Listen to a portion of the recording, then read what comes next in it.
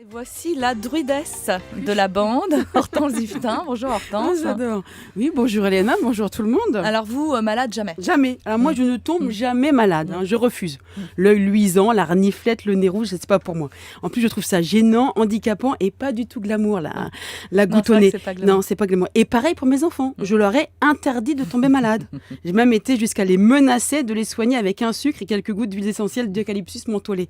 Et ben, ça a marché. L'eucalyptus mentholé est dissuasive, même sur un sucre. En tous les cas, pour ma fille Pauline. Alors Nathalie, ma copine, me dit: Hortense, il ne suffit pas de ne pas vouloir tomber malade pour ne pas tomber malade. Peut-être, mais j'ai envie de dire que jusqu'à présent, ça m'a plutôt pas mal réussi. La Alors, force elle du me mental. dit, ouais.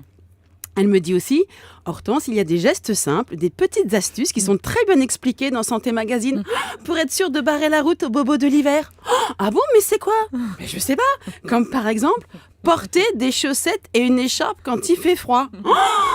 Mais c'est vrai quand on y pense bien. Mais ils ont raison dans Santé Magazine. L'hiver, il fait froid. Il vaut mieux mettre des chaussettes que des tongs.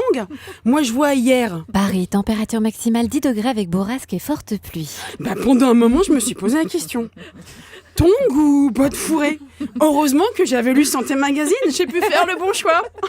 Oh là là. Alors, on apprend aussi qu'il vaut mieux éviter de rouler une pelle à un tuberculeux. C'est vrai, ça aussi, on aurait tendance à l'oublier. Oh, merci Santé Magazine.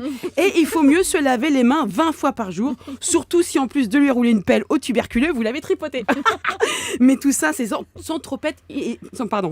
être trop hygiéniste. Oui, trop hygiéniste pour Santé Magazine, je pense que c'est plus de 40 lavages journaliers par jour. Moi, je me dis que les mains étant horriblement porteuses de maladies, pour un vrai gain de temps et pour une réelle efficacité, autant les couper.